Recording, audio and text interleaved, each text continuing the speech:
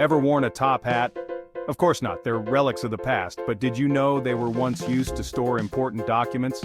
Gentlemen in the 18th and 19th centuries used their hats as portable safes. They'd tuck away contracts, love letters, even money in the lining. It seems ridiculous now, but back then a hat was a handy and discreet place to keep valuables close. History is chock full of jaw-dropping moments, strange occurrences, and little-known details that never made it into our textbooks. From the mysteries of ancient civilizations to the quirks of Victorian etiquette, a treasure trove of unheard histories awaits those curious enough to dig a little deeper.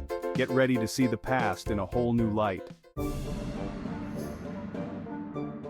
The Great Pyramid of Giza, a monument to human ingenuity, has stood for millennia. Yet, for all its grandeur, the pyramid harbors a perplexing mystery: the absence of its original capstone. Theories abound, ranging from the practical to the fantastical. Some believe the capstone, often referred to as the pyramidion, was made of pure gold and looted centuries ago. Others speculate it was a sophisticated technological device, capable of harnessing unknown energies. While the true nature and fate of the capstone remain shrouded in mystery, its absence serves as a powerful reminder. Even the most enduring monuments are not immune to the ravages of time and the insatiable curiosity of humankind. But our journey through the lesser-known corners of history doesn't end there. Alexander Graham Bell is a household name, synonymous with the invention of the telephone. But few know that another inventor, Antonio Meucci, had developed a working telephone years before Bell. A Florentine immigrant living in New York City, Meucci filed a patent caveat for his invention, the teletrofono, in 1871.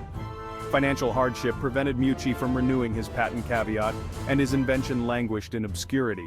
Meanwhile, Bell, who was working on similar technology, filed his own patent in 1876. Bell's patent was granted, and he became known as the father of the telephone, while Meucci's contributions faded into the background.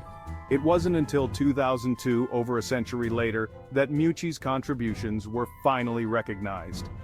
Our exploration of unheard histories continues with a trip to Victorian England, where we'll uncover the secret language hidden in plain sight: the language of flowers.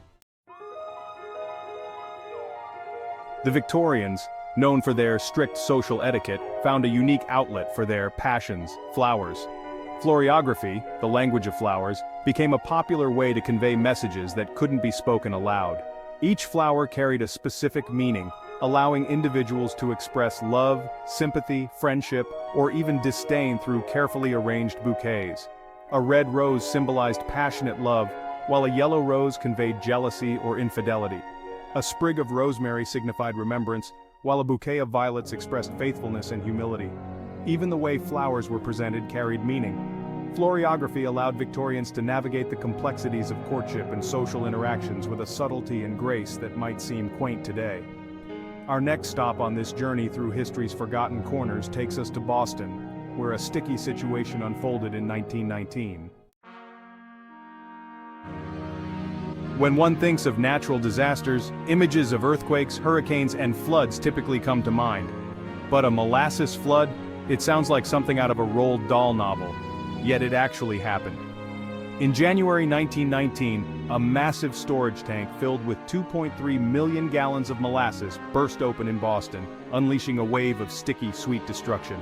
The wave, estimated to have been 40 feet high and traveling at 35 miles per hour, ripped through the streets, knocking down buildings, uprooting trees, and engulfing everything in its path. The cleanup effort was Herculean, with rescue workers struggling to free victims from the viscous goo. The Boston harbor reportedly ran brown with molasses for months afterward. But if you think a molasses flood is strange, hold on to your hats, because our next stop is 16th century Strasbourg, where a bizarre and unsettling phenomenon took hold: a dancing plague. Imagine a city gripped by an uncontrollable urge to dance, where people danced for days, weeks, even months on end. That's what happened in Strasbourg in 1518 when a strange affliction known as the Dancing Plague struck. It began with a single woman, Frau Trophea, who began dancing uncontrollably in the streets. Within days, dozens, then hundreds had joined her, their bodies seemingly possessed by an irresistible force. They danced until they collapsed from exhaustion, their feet blistered and bleeding. Theories about the plague's cause range from ergot poisoning, a fungus that can cause hallucinations and convulsions, to mass psychogenic illness. From bizarre plagues, we travel back in time to 79 AD, to the Roman city of Pompeii, where we'll witness the devastating power of nature's fury. The year is 79 AD. Life in Pompeii, a bustling Roman city nestled at the foot of Mount Vesuvius, is vibrant and carefree. But beneath the surface, a slumbering giant is about to awaken. When Mount Vesuvius erupts, it buries Pompeii and its neighboring towns in ash and pumice, freezing them in time. For centuries, Pompeii lay forgotten, a silent testament to the destructive power of nature. Then in the 18th century, excavations began, revealing the city's remarkably preserved remains. The ash and debris that had entombed Pompeii had also preserved it, providing a unique snapshot of Roman life. Our next stop takes us from the physical remains of a lost city to the intangible loss of a treasure trove of knowledge, the Library of Alexandria. Imagine a library so vast, so rich in knowledge that it held the collected wisdom of the ancient world. Such a place existed in Alexandria, Egypt, during the Hellenistic period, the Library of Alexandria. It was more than just a repository of scrolls and books. It was a center of learning, attracting scholars and thinkers from across the known world. The library housed an estimated 500,000 scrolls, covering everything from philosophy and mathematics to astronomy and medicine. But tragedy struck when a series of fires, whether accidental or deliberate, ravaged the library, destroying countless irreplaceable works. The loss of the Library of Alexandria is considered one of history's greatest intellectual tragedies. The knowledge contained within its walls could have revolutionized our understanding of the ancient world. While the Library of Alexandria represents a loss of knowledge we can comprehend, our next stop takes us to the realm of the utterly unknown, to a mysterious artifact that continues to baffle scholars. The Voynich Manuscript. Imagine stumbling upon a book filled with strange symbols, intricate illustrations, and text written in an unknown language. This is the baffling reality of the Voynich Manuscript, a 15th century codex that has stumped cryptographers, linguists, and historians for centuries. Named after Wilfrid Voynich, the Polish book dealer who acquired it in 1912, the manuscript is a tantalizing enigma. Its pages are filled with botanical drawings of unidentified plants, astronomical charts depicting unknown constellations, and anatomical illustrations that seem to defy known biology. The text, written in an elaborate script, has been subjected to countless attempts at decipherment, but it remains stubbornly undeciphered. From the mysteries of the Voynich Manuscript, we journey to a more familiar and far more delicious subject: chocolate. Today, we savor chocolate in its many forms: bars, truffles, cakes, and countless other delectable treats. But chocolate's journey from bitter bean to sweet indulgence is a long and fascinating one, stretching back thousands of years to the ancient Maya. To them, chocolate was not a sweet treat but a sacred beverage, a bitter drink made from roasted cacao beans. The Maya believed cacao had mystical properties and used it in religious ceremonies and rituals.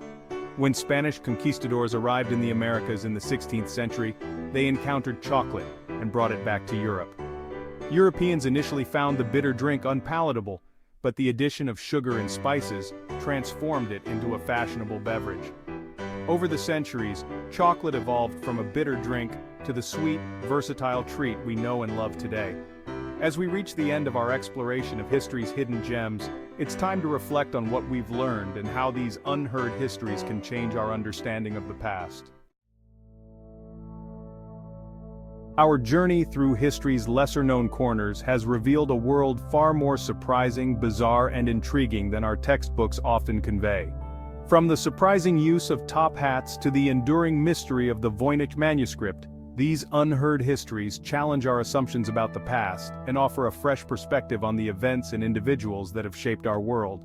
These forgotten stories remind us that history is not a static, settled narrative, but a dynamic, ever-evolving tapestry woven from countless threads. By seeking out these overlooked details, these hidden gems, we gain a richer, more nuanced understanding of the past. We see the human story unfold in all its complexity, with its moments of brilliance and folly, its triumphs and tragedies. So the next time you find yourself strolling through a museum or browsing a history book, remember that there's always more to the story than meets the eye. Dig a little deeper, ask questions, and prepare to be amazed by the hidden wonders that history has to offer.